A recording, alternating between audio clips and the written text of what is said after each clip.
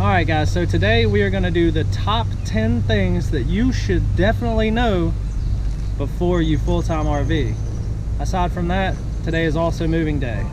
Like every weekend is moving day. So we're moving campgrounds today, so come with us. We're going to get everything situated, closed up, get over to our new campground, and then unpack everything again. And then we'll start on our video, guys. Peace.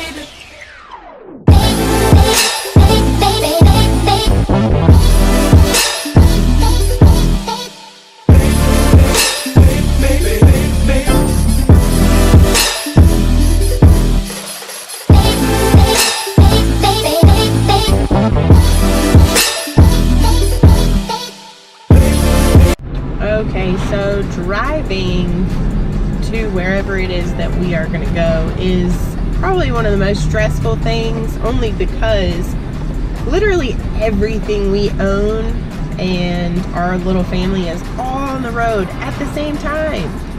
And so we're all kind of like ready to just get there. But yeah, everything we own is in like a giant caravan on the road.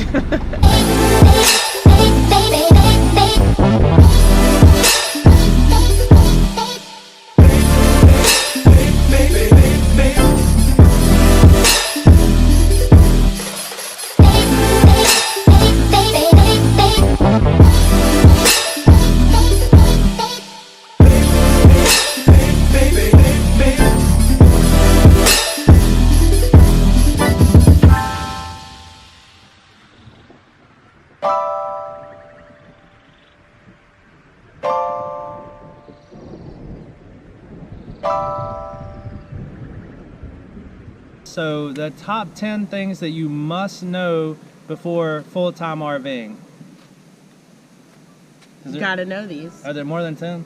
There's definitely more than 10, but we already don't want to make a giant video. So we're out here fishing right now. We're gonna run through these as quickly as we can. We actually took notes this time instead of just winging it like we usually do.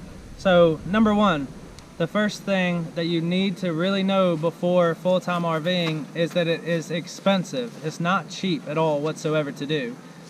You can save money, I guess, depending on how it is that you live now. So there are ways to save money. You can save money on your memberships, stuff like that, where instead of it being $400 a week to stay somewhere, it could potentially be something like, $500 a year, and you could stay at a few different places. So that right there is definitely one way of saving money, but it's not cheap. Everybody likes to, make it seem like it's this grandeur world where you can go out and save tons of money and live, but it's not that way. So that's with everything comes expenses. Yeah, it's definitely expensive. So we're spending more money now than what we were when we owned our home. But also once we get set up, and I feel like we're a lot that way now with all of our accessories that we bought to make our life a little bit easier, that will kind of trickle off. Yeah. Okay, so my number one was stuff breaks. It breaks all the time. But like we were told whenever we first moved into our RV, it goes through an earthquake and a hurricane every single day. So you gotta expect those things to happen. They will break at the worst time. They will push you to your limit. But as soon as you become okay with the fact that stuff is gonna break, you can handle it a lot better. Makes it a little bit easier. Like, you have to understand though that's absolutely true. things are going to break. It doesn't matter if you buy a new one, an old one, you know, super expensive one. It doesn't matter what class you buy. You're going to have issues. And one of the bigger issues is if you do live in it full time, taking it back for warranty work and stuff like that because you have to drop it off Makes it kind of tough. Yeah, it's very difficult. So that's all things that you need to be prepared for. Yeah. We watched a lot of YouTube videos on how to fix things ourselves. So my number 2 is planning. There's a lot of planning that goes into what it is that you do as far as full time. Most of these campgrounds will only allow you 14 days, maybe some of them are up to 3 weeks to be able to stay there. And so after your time is up there, you have to find another place to go. So what we do is we actually schedule 2 months ahead of time. So right now where we sit, we know in 2 months from now where we are going to actually be. So that definitely makes it a little bit easier, and Meredith does a really good job at taking care of it. And also as far as planning too, is if you're going somewhere, you need to understand the route that you're going to take. You need to understand the clearance of your vehicle, so that way going into gas stations and stuff like that, you're not going to tear down their awning or mess up your rig, you know what I mean? So there's a lot of planning that goes into it, and that's something that you really need to be prepared for. It's not unlike anything else, but you have to know what's going on, when it's going on, and how to get to and from where it is that you're going in the most stress-free way that you possibly can. So my number 2 is definitely going to be, it's a little inconvenient. You don't have all the convenience that you do whenever you're living in a house. It's little stuff, and I think the major part of that is just basically like the first 2 weeks you're in there. You're like, how am I going to do this? Like, how am I going to make this efficient? And it takes a little thinking and planning and trying to work it out, and as long as you can use those times to be mindful and remember why you're on the journey, you'll make it through. I agree. Yeah, work together. That's the biggest key. My number 3 is dealing with poop. I know it might be a subject that a lot of people don't talk about, but in an RV, when you flush the toilet, it doesn't just go away. You know, you have to deal with the poop. So, yep. Deals with the poop. So, you know, you have to use the proper type of toilet paper, the proper type of chemicals that breaks down all of the, you know, stuff in the toilet system as well. And if you don't do all these things, then you could run into a problem that they call a poop dam, which is where your hose gets clogged up where it runs into the actual sewer when you're going to dump it. That's never something that you want. Never, ever. And in the wintertime, there's more issues too in the wintertime, like if your hose freezes, and then they call that a poop sickle. Not good. No poop sickles. Nobody wants to deal with any of this stuff. So make sure that you know everything there is to know about the poop system, the black tank, on your RV before you get started, because it's a very, very crucial item. And buy the appropriate accessories first thing so that you're prepared for all that. Don't skimp. No. Buy the better stuff. Don't buy the cheapest stuff. Buy the good stuff. Okay, so my number 3 is going to be reservations and buy a planner. We literally have our whole entire life for the next several months all in one book.